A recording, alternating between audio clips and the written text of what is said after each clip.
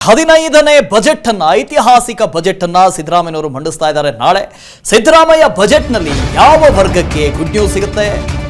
ಗ್ಯಾರಂಟಿಗಳಿಗೆ ಕತ್ತರಿ ಹಾಕ್ತಾರಾ ಅಥವಾ ಅನುದಾನ ಮೀಸಲಿಡ್ತಾರಾ?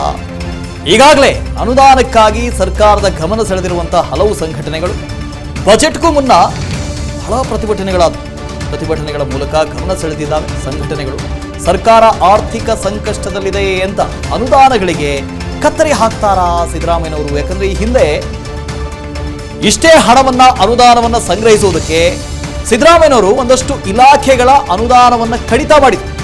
ಯಾರಿಗೂ ಗೊತ್ತಾಗಿರಲಿಲ್ಲ. ಸ್ವಲ್ಪ ಕಟ್ ಮಾಡಿ ಗ್ಯಾರಂಟಿಗಳಿಗೆ ಹೊಂದಿಸಿದ್ರು. ಈಗ ಗ್ಯಾರಂಟಿಗಳಿಗೆ ಎಲ್ಲಿಂದ ಹೊಂದಿಸ್ತಾರೆ? ನಾವು ಸಾಲದ ಬಗ್ಗೆ ಮಾತಾಡ್ತಾ ಇದ್ವಿ. ಆರ್ಥಿಕ ಶಿಸ್ತಿನಲ್ಲೇ ಇದ್ದೀವಿ ಅಂತ ಹೇಳಿದ್ರು ಕೂಡ ನಮ್ಮ GSDP ಜಾಸ್ತಿ ಆಗಿದೆ, ಅದರ 25% ಒಳಗಾಗಿ ನಾವು ಸಾಲವನ್ನ ಮಾಡ್ತೀವಿ ಅಂತ ಅವರು ಹೇಳ್ತಾ ಇದ್ದಾರೆ. ಆರ್ಥಿಕ ಶಿಸ್ತು ಓಕೆ, ಆದರೆ ಈ ಆರ್ಥಿಕ ಶಿಸ್ತಿನಿಂದಾಗಿ ರಾಜ್ಯದ ಪ್ರತಿಯೊಬ್ಬರ ತಲೆಯ ಮೇಲೆ 1 ಲಕ್ಷ ರೂಪಾಯಿ ಸಾಲ ಇದೆ. ಅದು 1.5 ಲಕ್ಷಕ್ಕೆ ಏರಿಕೆ ಆಗುವಂಥ ಸಾಧ್ಯತೆ ಇದೆ. ಈಗಾಗಲೇ 5,80,000 ಕೋಟಿಯಷ್ಟು ಸಾಲ ಇದೆ. ಎಷ್ಟು? 5,80,000 ಕೋಟಿಯಷ್ಟು ಸಾಲ ನಮ್ಮ ರಾಜ್ಯದ ಮೇಲಿದೆ. ಈ ಬಾರಿಯ ಬಜೆಟ್ನಲ್ಲಿ ಮತ್ತಷ್ಟು ಹೆಚ್ಚಾಗುವಂಥ ಸಾಧ್ಯತೆ ಇದೆ. ಇನ್ನೊಂದು 50,000-60,000 ಕೋಟಿ ರೂಪಾಯಿ. ಸಿದ್ದರಾಮಯ್ಯನವರು ಈ ಹಿಂದೆ ಹೇಳಿದ ಹಾಗೆ 3,80,000-85,000 ಕೋಟಿ ಬಜೆಟ್ ಗಾತ್ರ ಅಂತ ಈ ಹಿಂದೆ ಸಿದ್ದರಾಮಯ್ಯನವರು ಒಂದು ಹಿಂಟು ಕೊಟ್ಟಿದ್ರು. ಅದೇ ರೀತಿ ಒಂದು ವೇಳೆ ಆಗಿದ್ರೂ ಕೂಡ 60,000-65,000 ಕೋಟಿ ರೂಪಾಯಿಯನ್ನ ಸಾಲ ಪಡಿಬೇಕಾಗತ್ತೆ.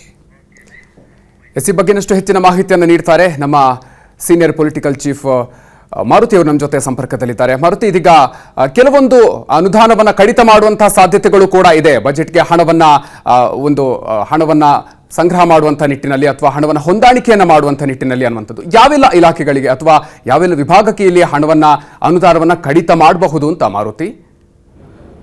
ಇಲ್ಲ, ಈಗಿರುವಂತಹ ಸಿದ್ದರಾಮಯ್ಯ ಅವರ ಒಂದು ಲೆಕ್ಕಾಚಾರದಲ್ಲಿ ಬಹುತೇಕ ಈ ಹಿಂದೆ ಏನು 2023-24 ಬಜೆಟ್ ಮಂಡನೆ ಮಾಡುವಂಥ ಒಂದು ಸಂದರ್ಭದಲ್ಲಿ ಅಹಿಂದ ವರ್ಗಕ್ಕೆ ಅತಿ ಹೆಚ್ಚು ಅನುದಾನವನ್ನು ಕೊಟ್ಟಿದ್ರು.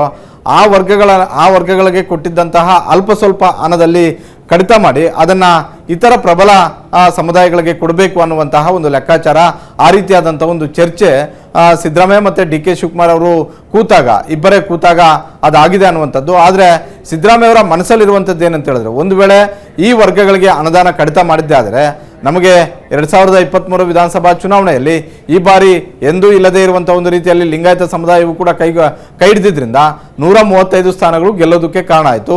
ಹೀಗಾಗಿ ಅಹಿಂದ ವರ್ಗವನ್ನು ಹಿಡಿದಿಟ್ಟುಕೊಳ್ಳೋದರ ಜೊತೆಗೆ ಪ್ರಬಲ ಸಮುದಾಯಗಳು ಕೂಡ ಅವಕಾಶವನ್ನು ಮಾಡಿಕೊಡಬೇಕು ಅನ್ನುವಂಥದ್ದು, ಬಜೆಟಲ್ಲಿ ಆ ವರ್ಗಗಳು ಕೂಡ ಹೆಚ್ಚಾಗಿ ಅನುದಾನ ಕೊಡಬೇಕು ಅನ್ನುವಂಥದ್ದು. ಹೀಗಾಗಿ ಸಮಾಜ ಕಲ್ಯಾಣ ಹಿಂದುಳಿದ ವರ್ಗಗಳಿಗೆ ಈ ಹಿಂದಿನ ಬಜೆಟಲ್ಲಿ ಏನು ಅನುದಾನವನ್ನು ಕೊಟ್ಟಿದ್ರೋ ಆ ಅನುದಾನವನ್ನು ಮುಂದುವರಿಸ್ತಾರೆ. ಅಂದರೆ ಈ ಬಾರಿ ಆ ಅನುದಾನದಲ್ಲಿ ಎಷ್ಟು ದೊಡ್ಡ ಮಟ್ಟದ ಏರಿಕೆ ಆಗೋದಿಲ್ಲ ಅನ್ನುವಂಥ ಒಂದು ಮಾಹಿತಿ ಸಿಕ್ಕಿರುವಂಥದ್ದು. 2023-24ರಲ್ಲಿ ಹಿಂದುಳಿದ ವರ್ಗಗಳು, ಅಲ್ಪಸಂಖ್ಯಾತ ಮತ್ತು ಸಮಾಜ ಕಲ್ಯಾಣ 3 ಇಲಾಖೆಗಳಿಗೆ ಏನು ಕೊಟ್ಟಿದ್ರು ಅಷ್ಟೇ ಹಣವನ್ನು ಈ ಬಾರಿನೂ ಕೂಡ ಮೀಸಲಿಡ್ತಾರೆ. ಅದರಲ್ಲಿ ಏರಿಕೆ ಆಗೋದಿಲ್ಲ.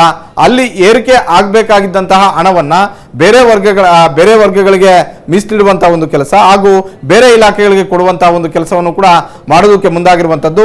ಸಿದ್ದರಾಮಯ್ಯ ಅವರು ಈ ಬಾರಿಯ ಬಜೆಟ್ ಅಲ್ಲಿ ಅವರ ಆಪ್ತ ವಲಯದವರು ಹೇಳ್ತಾ ಇರುವಂತಹ ಒಂದು ಮಾಹಿತಿಯ ಪ್ರಕಾರ ಒಂದು ಕಡೆ ಯಾವ ರೀತಿಯಾಗಿ ಕಾಸ್ಟ್ ಕಾಂಬಿನೇಷನ್ ಅನ್ನ ಲೆಕ್ಕಾಚಾರ ಮಾಡ್ಕೊಂಡು ಈ ಬಾರಿ ಬಜೆಟ್ ಮಂಡನೆ ಮಾಡೋದಕ್ಕೆ ಹೋಗಿದ್ದಾರೋ ಅದೇ ರೀತಿಯಲ್ಲಿ ಒಂದು ಕಡೆ ಯುವಕರು, ಮತ್ತೊಂದು ಕಡೆ ಮಹಿಳೆಯರು, ಮಗದೊಂದು ಕಡೆ ಎಲ್ಲಾ ವರ್ಗದವರನ್ನು ಕೂಡ ಹಿಡಿದಿಟ್ಕೊಳ್ಬೇಕು ಅನ್ನುವಂತಹ ಒಂದು ಲೆಕ್ಕಾಚಾರವನ್ನು ಹಾಕಿ ಬಜೆಟ್ ಮಂಡನೆ ಮಾಡೋದಕ್ಕೆ ಹೋಗ್ತಾ ಇರುವಂತದ್ದು. ಹೀಗಾಗಿ ಗ್ಯಾರಂಟಿಗಳನ್ನ ಸರಿದೂಗಿಸುವಂತಹ, ಗ್ಯಾರಂಟಿಗಳಿಗೆ ಹಣಕಾಸನ್ನ ಕೊಡೋದರ ಜೊತೆಗೇನೆ ಗ್ಯಾರಂಟಿಗಳಿಗೆ ಬೇಕಾದಂತಹ ಅಭಿವೃದ್ಧಿಗೆ ಬೇಕಾದಂತಹ ಹಣವನ್ನ ಸಂಗ್ರಹ ಮಾಡೋದಕ್ಕೆ ಟಾರ್ಗೆಟ್ ಹೆಚ್ಚಾಗಿ ಫಿಕ್ಸ್ ಮಾಡುವಂಥದ್ದು.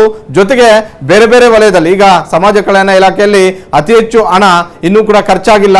ಹೀಗಾಗಿ 70 ತಿದ್ದುಪಡಿ ತಂದು ಆ ಹಣವನ್ನು ಬೇರೆ ಕಡೆ ಉಪಯೋಗ ಮಾಡಿಕೊಳ್ಳದೆ ಇರುವಂತಹ ಒಂದು ರೀತಿಯಲ್ಲೂ ಕೂಡ ಆಗಿದೆ. ಹೀಗಾಗಿ ಅಂತ ಇಲಾಖೆಗಳಿಗೆ ಈ ಬಾರಿ SCP TSP ಅಡಿಯಲ್ಲಿ ಅತಿ ಹೆಚ್ಚು ಹಣವನ್ನು 23% ಹಣವನ್ನು ಏನು ಮೀಸಲಾಡ್ತಾ ಇದ್ರು ಅದನ್ನ ಬೇರೆ ಕಡೆ ಕನ್ವರ್ಟ್ ಮಾಡಿದ್ರೆ ಯಾವ ರೀತಿಯಾಗಿ ಇರುತ್ತೆ ಅನ್ನುವಂಥದ್ದು. ಹೀಗಾಗಿ ಇದಕ್ಕೆ ಆ ಸಚಿವರು ಒಪ್ಕೊಳ್ತಾರ ಅನ್ನುವಂಥದ್ದು ಕೂಡ ಚರ್ಚೆ ಆಗ್ತಾ ಇರುವಂಥದ್ದು.